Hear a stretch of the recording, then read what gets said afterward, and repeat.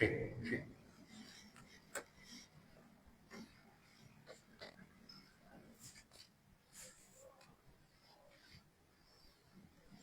Assalamualaikum warahmatullahi wabarakatuh. Bismillahirrahmanirrahim. Alhamdulillahi rabbil alamin. Wassalatu wassalamu ala sayyidil mursalin wa ala alihi wa ashabihi wa tabi'in wa tabi'it tabi'in wa tabi'ihim bi ihsanin ila yaumiddin. Amma ba'd. Qala ta'ala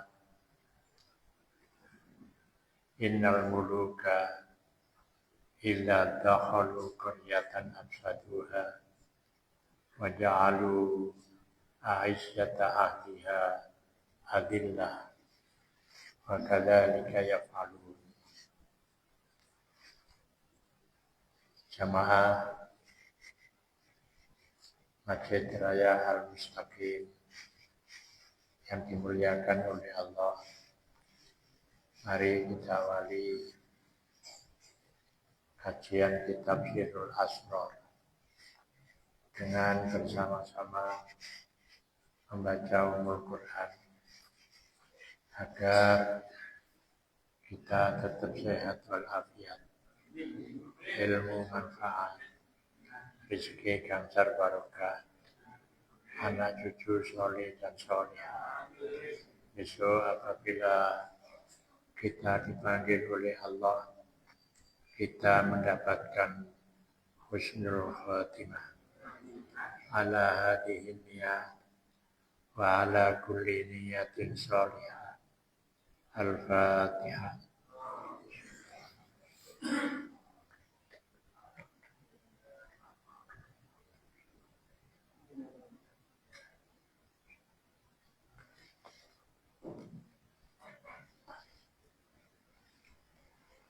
Kita lanjutkan tentang pulangnya manusia ke negeri asal. Ruju'uhu ila watonihil asli.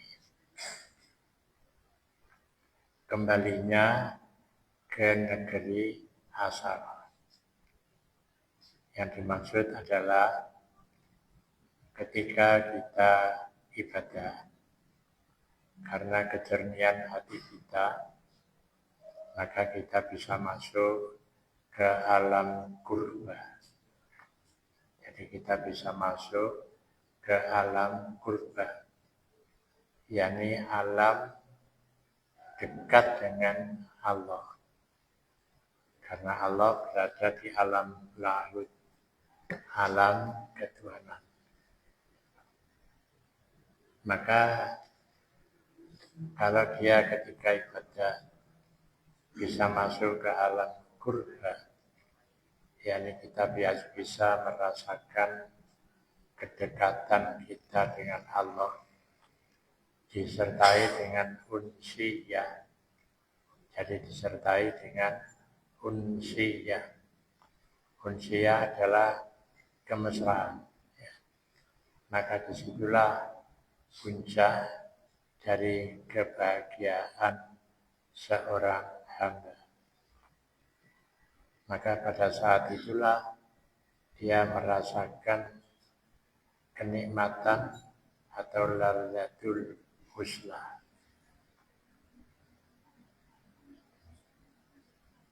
Jamaah yang dimuliakan oleh Allah. Maka di sini disebutkan bahwa adapun yang terbang ya di dalam batin seorang yang arif ya, adalah suasana yang disebut dengan manusia sejati. Dalam bahasa kita, menungso sejatine menungso. yakni dia yang dikatakan manusia itu bukan fisik, Tapi yang dikatakan manusia itu potensi seseorang yang dia bisa masuk ke alam purba. Makanya dulu ada aliran Islam sejati. Jadi aliran Islam sejati itu yang akhirnya masuk ke kelompok kebatinan. Tapi tidak lama. Jadi tidak lama kemudian kelompok itu dibubarkan oleh negara. Maka dengan kondisi seperti inilah, maka dia akan masuk menjadi kekasih Allah, yakni menjadi wali Allah. Sebagaimana yang dialami, ya, jadi sebagaimana yang dialami oleh Abu Yazid Al-Bistami. Jadi Abu Yazid Al-Bistami, seorang ulama dari wilayah Persia yang ada kota namanya Baston. Tapi ada yang membaca Al-Bistami, sehingga namanya Abu Yazid Al-Bistami, atau ada yang baca dengan fathah Bastami, ada yang baca Bistami. Maka Abu Yazid mengatakan para wali Allah adalah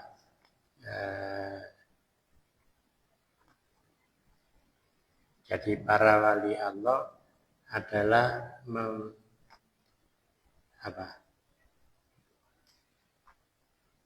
mempelainya Allah. Jadi wali Allah itu orang yang dicintai oleh Allah. Maka kalau kita membaca sebuah hadis bahwa wali Allah itu setiap masa ada 40 orang. Jadi setiap masa itu ada 40 orang. Tapi bukan wali puncak. Wali puncaknya sudah ya zamannya Syekh Abdul Qadir Al-Jilani. Kemudian Syekh Ar-Rifai. Itu ada 4 wali Allah. Tapi wali kutub. Yang 40 itu adalah wali abdal. Wali pengganti.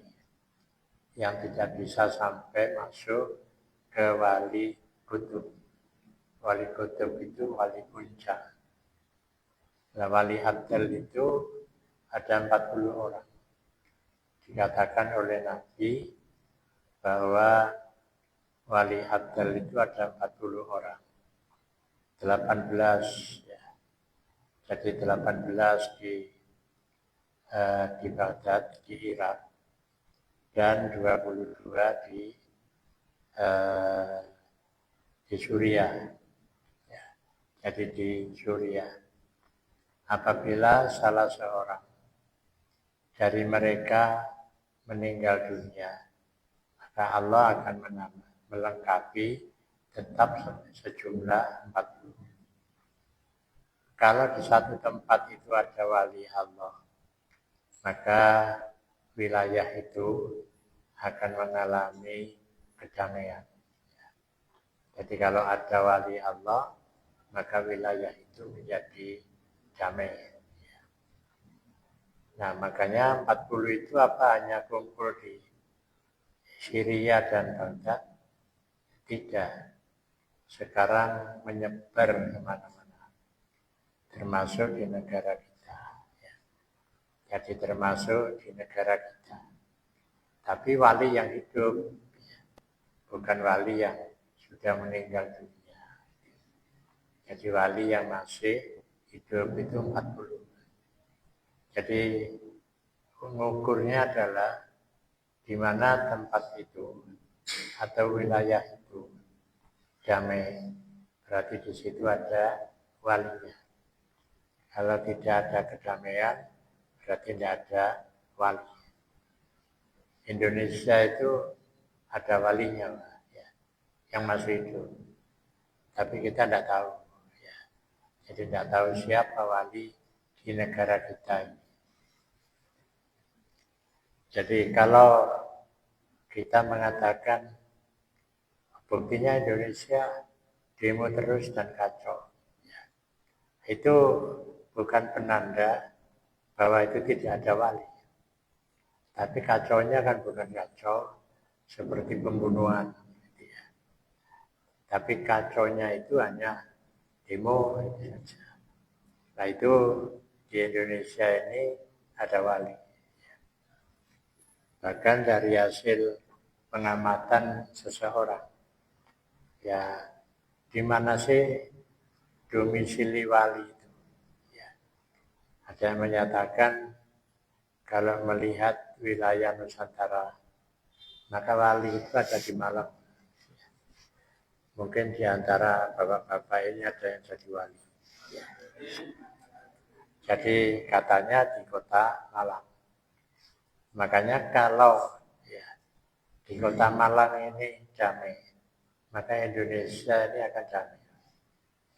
Tapi kalau di Malang ini kacau, maka akan bisa nulari di tempat lain.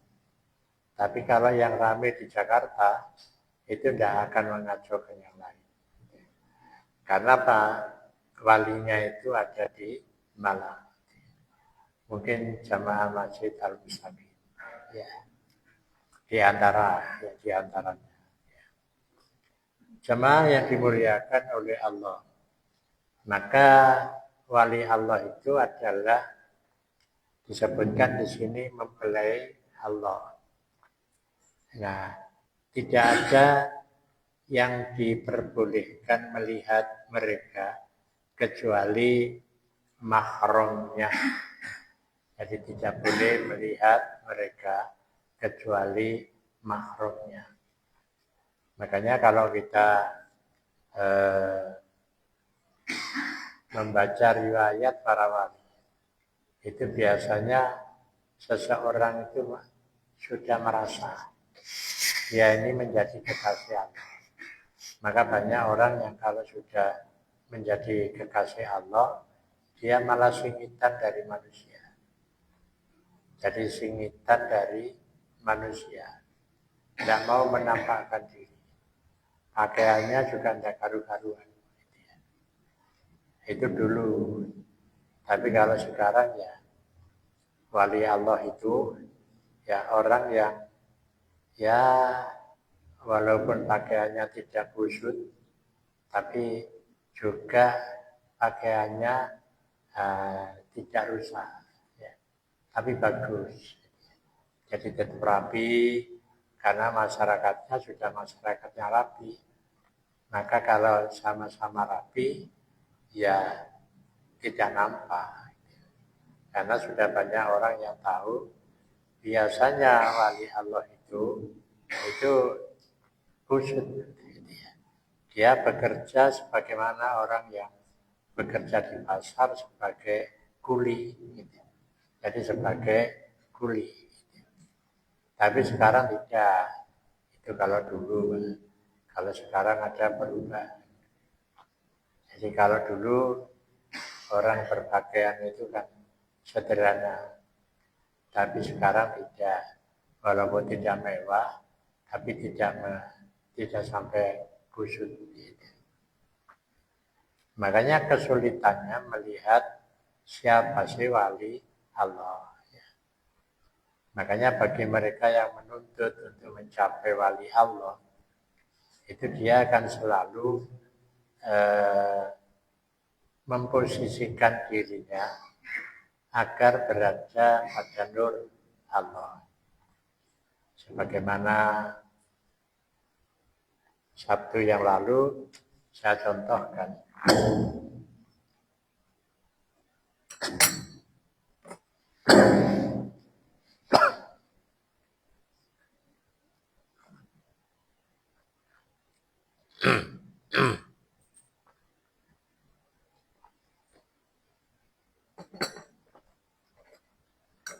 Jadi saya contohkan, wali itu selalu, ya, jadi selalu berusaha di wilayah Nurullah. Ya. Jadi pada waktu yang lalu saya sampaikan, di Persia itu kan penduduknya beragama Majusi, penyembah api. Nah, api itu muncul di sebuah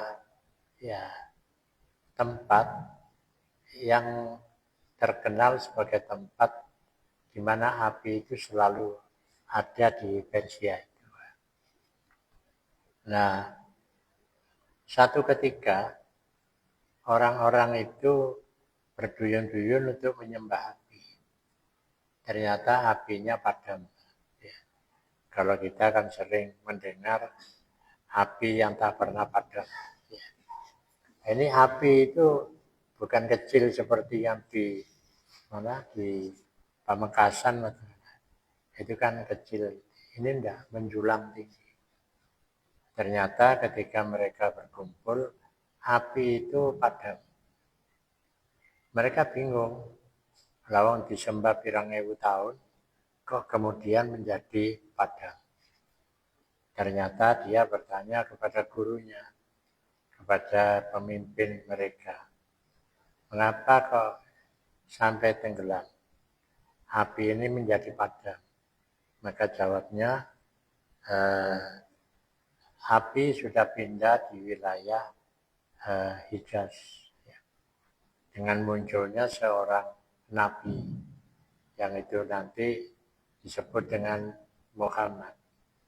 Apabila dia hadir, marilah kita berduyun-duyun mengikuti agama Muhammad. Pada waktu itu belum disebut sebagai agama Islam.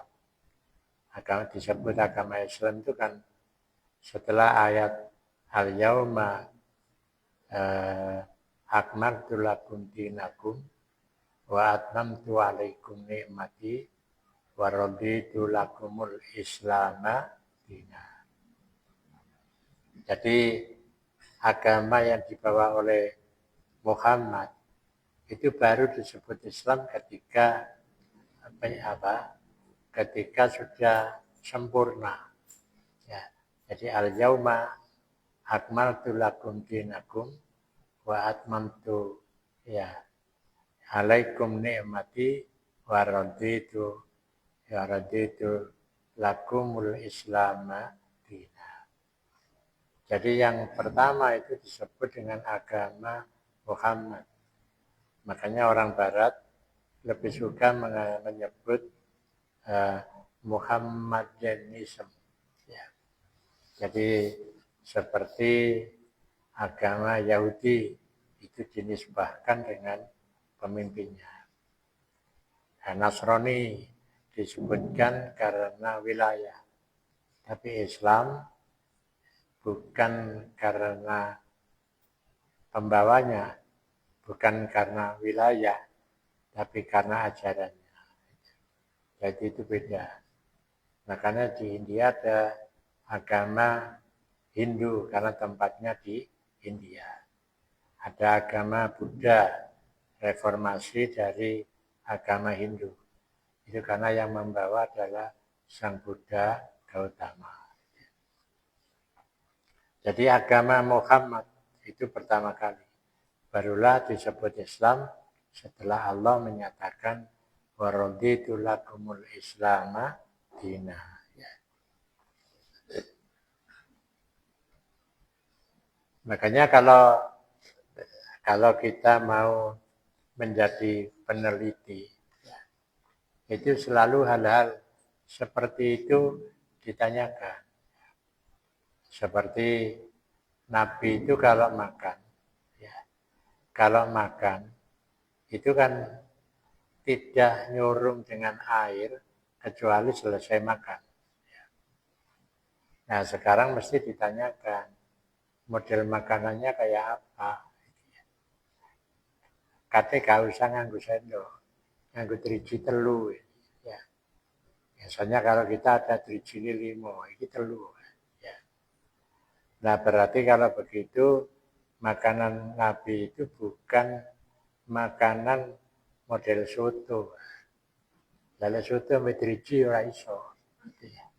Jadi model makanannya. Maka itu hal seperti itu ditanyakan. Bagaimana sih model orang Arab ya? Orang Arab itu kalau makan itu kan nasi dan ayam yang ngukur gitu ya. Itu tidak perlu sendok. Tapi kalau minum, kalau wis tuwek, ya. Kalau makan gak dibarengi minum, ya mandek gitu. Ya. Iku lek wis tuwa. Tapi lek enom, berarti Nabi pada saat itu mengucapkan hadis itu ketika Nabi ya sekitar umur 50-an. Berarti kuat-kuatnya ya makan gitu. Tapi lebih umure 75, ketika beras yang kasar gak iso ngelek. Ya. Jadi gak iso ngelek lah itu dipertanyakan bagi seorang peneliti. Makanya dulu saya pernah mengusulkan di satu masjid supaya kalau ada tempat wudhu dan kamar kecil itu ada kloset duduk. Jawab panitia nih, Nabi itu tidak pernah pakai kloset duduk. Gitu. Lah Nabi umurnya piro? Lah umatnya dulu sekarang umurnya akeh 80, 90 gitu ya. Nah itu cara berpikirnya berbeda.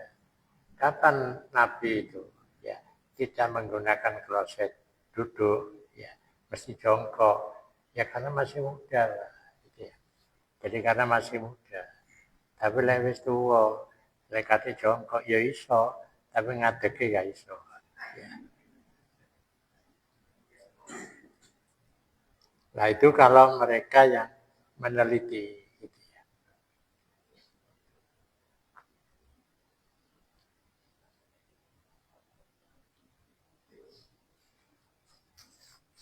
Ya, mereka wali Allah itu. Ya. Jadi mereka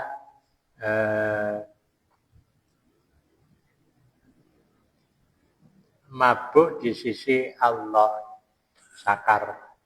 Jadi dia sudah tidak memperhatikan dirinya dan lingkungannya. Dia itu menjadi seorang yang mabuk ketuhanan. Pada mabuk karena minum minuman keras. Tapi ada mabuk ketuhanan. Ya. Jadi kalau mabuk ketuhanan itu ya dia kalau sudah ibadah itu ya. Nah, itu dia sampai pada tingkat sakar dalam dunia tasawuf ya. Jadi sakar itu artinya mabuk ya.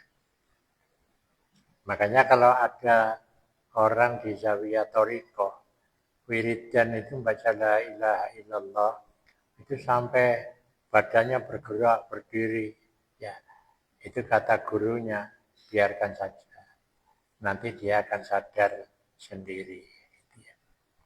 Makanya kalau kita lihat di TikTok atau di YouTube itu kan banyak orang yang wiridan itu sampai bergerak gitu ya. Itu karena dia itu merasakan nikmatnya ketika dia membaca itu. Jadi sudah sampai merasuk di dalam hati. Oleh karena itulah muncullah namanya Thariqah Mu'tabaroh.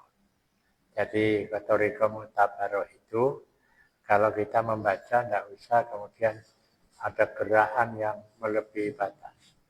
Cukup dengan gerakan La ilaha illallah itu kepalanya noleh ngiwa, noleh nengen. Jadi gerakannya cukup kepala saja. Kalau dulu kan sampai ada Thariqah itu ya seperti di Aceh. Ya. Di Aceh itu tarian Aceh itu kan asalnya tarian Thariqah. Ya.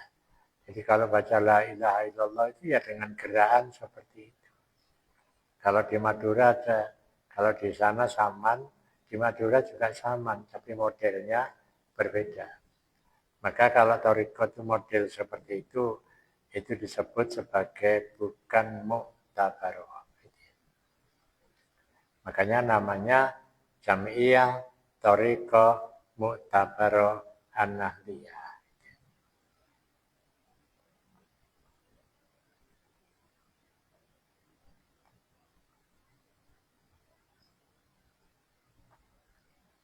Nah, orang yang sudah sampai tingkat kewalian, yaitu dia sudah namanya sampai pada tahap ittihad, penyatuan diri dengan Allah.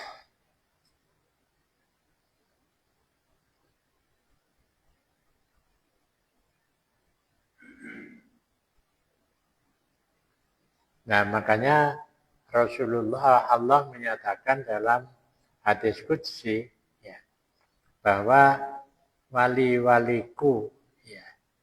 Jadi wali-waliku berada di bawah apa?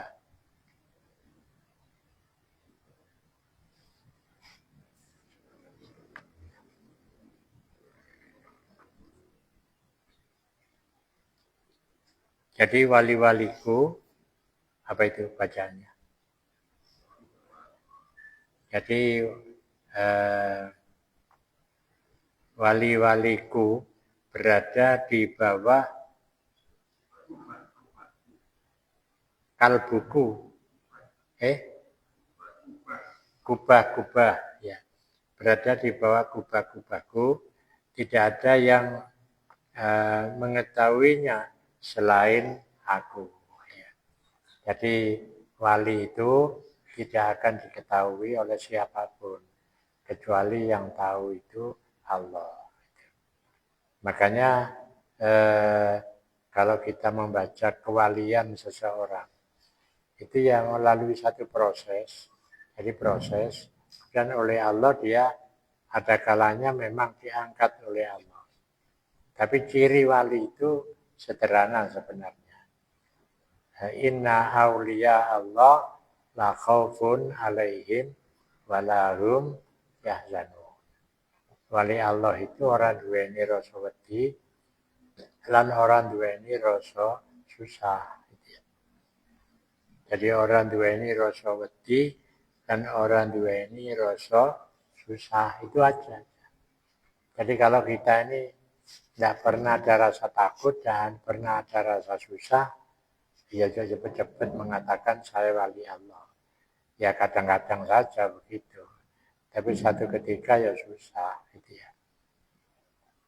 Jadi sudah istiqomah, posisinya itu istiqomah. Makanya manusia itu ya kalau sudah berada pada sisi Allah, dia itu selalu berorientasi dengan Tuhan. Tapi kebanyakan manusia itu masih orientasinya ke manusia. Jadi orientasinya ke kemanusiaan. Jadi karena apa ya? Seperti yang saya gambarkan itu. Jadi gambaran manusia itu ya seperti ya kerucut itu. Yang awam itu ya besar. Tapi yang wali Allah itu kecil. Ada di atas. Makanya kalau kita membaca di dalam kitab Risalah Kusyairiyah, di sana dijelaskan bagaimana para wali Allah bila mendekati kematian.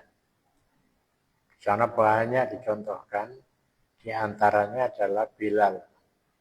Bilal itu kita tahu dia sahabat Nabi yang tugasnya adalah adzan dan iqamah. Menjelang kematiannya, banyak koleganya yang datang menjenguknya, termasuk keluarganya.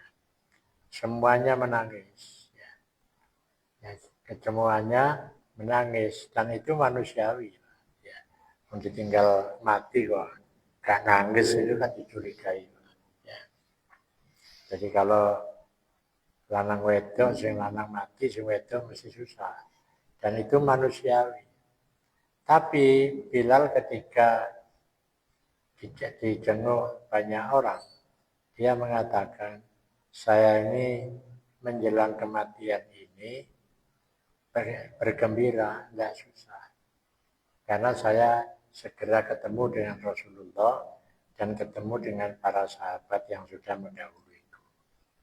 Nah, itu berarti dia tidak melihat di depannya, tapi bisa melihat di baliknya. Jadi bisa melihat di baliknya, bukan di depannya. Makanya kita belajar Sirul Asrar itu untuk melihat sesuatu tidak yang di depan kita, tapi di balik. Ya. Kita melihat di depan kita ada rahasia, tapi ada rahasia lagi. Berarti kalau begitu ya, kalau melihat contoh seperti itu, saya alhamdulillah sebentar lagi meninggal dunia dan saya akan segera ketemu dengan Nabi dan para sahabat yang telah mendahului saya. Tapi ya begitu itu jarang. Ya, kira-kira kita tidak menemui. Sehingga biasanya kalau orang yang seperti ini, begitu dia setelah dimandikan, itu saudaranya kalau melihat wajahnya, itu mesem. Jadi mesem. Jadi tidak cemberut, tapi mesem. Makanya falamma idza balagatil hulqum, ya. Jadi ya terusannya falamma idza balagatil hulqum fal yauma apa? Kina idzin tandur. Ya, dalam surat Waqiah. Jadi ketika roh itu di tenggorokan, dia sampai bisa melihat tempatnya di mana. Maka wujud dari itu ya seperti yang digambarkan oleh Bilal itu. Jadi tempatnya dia tahu. Jadi makanya kematian bukan sebagai sesuatu yang ditakutkan, tapi justru kematian itu kita harus minta supaya apa yang saya lihat pada saat akhir hayat itu adalah surga. Jadi manifestasinya ya seperti Bilal tadi. G.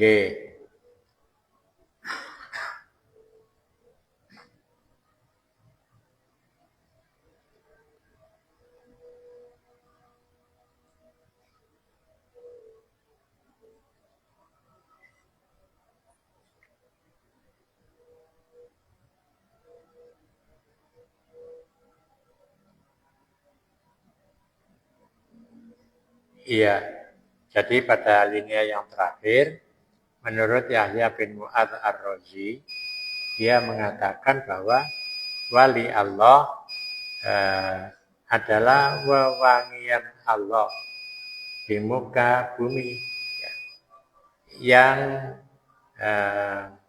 mencium aromanya hanyalah ya as-siddiqun. Jadi as-siddiqun yang mencium aromanya. Ya. Jadi kalau begitu ya orang bisa ya membaca seseorang dilihat dari aromanya. Aroma itu bukan aroma yang ditempelkan krono minyak wangi. Memang aroma itu datang dari Allah. Mungkin ada pertanyaan. Monggo.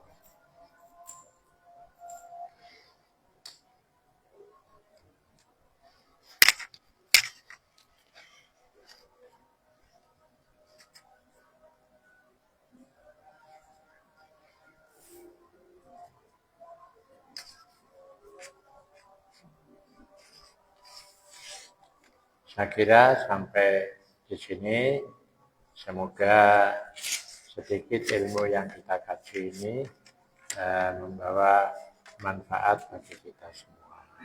Amin ya Rabbil Alamin.